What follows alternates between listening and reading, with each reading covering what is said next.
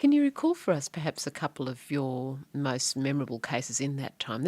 I'm talking now in the period before you became Solicitor General, things that spring to mind that perhaps to you exemplify much of what you were dealing with at the time.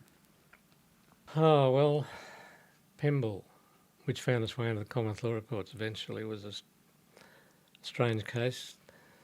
Pemble was a white stockman who had an Aboriginal girlfriend, and he came into Darwin and suspected that she wasn't being faithful to him. I don't know why she had to be faithful to him, but I think he took the view he had some proprietary interest in that. But anyway, he tracked her down at the Fanny Bay Hotel, which was itself blown over. Oh no, hang on, I'm going back before the cyclone. I'm going back, this was in 1972, 73. That's okay, I'd be interested to hear the story.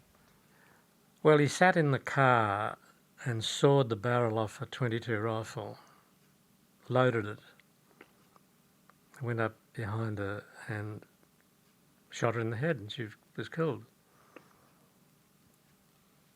And he said, well, he really didn't mean to kill her, he just tripped. And he was convicted of murder. He had the good fortune to be convicted before Australia's most incompetent judge. Who was?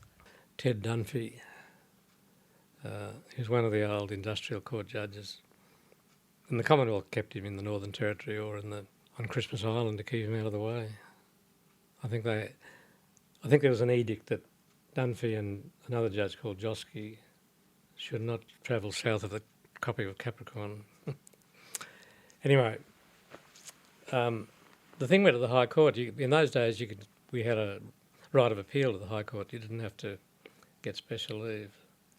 And the Chief Justice said, well, even though counsel for Pemble told the jury that they should convict of manslaughter and not murder, he said on its face he did have a defence, that is that he tripped, it was accidental, therefore conviction should be quashed.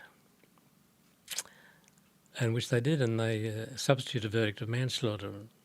It was then sent back to Dunphy, who gave him a fairly light sentence, as I remember.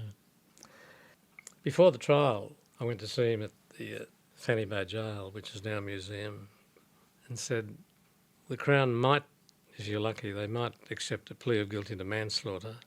I don't know, but if they were to do that, do you have anyone who you could give character evidence for you? Yes. Anyone who could come and say, that you're a person of good character? And he thought for a while, and he reached into his sleeve pocket and pulled out a letter. It was on the letterhead of the Woolston Home for the Criminally Insane. I said, what's that then? He said, it's a letter. He said, it's from a mate of mine. He could help me if he could. I said, what's he in there for, Lenny? He said he murdered a Sheila. I said, well, I'm not looking for expert evidence here. I'm really looking for character evidence. So we let that pass. But that was a territory case. It had a fairly high incidence of homicide, and still does actually, amongst both white and coloureds. To what do you attribute that?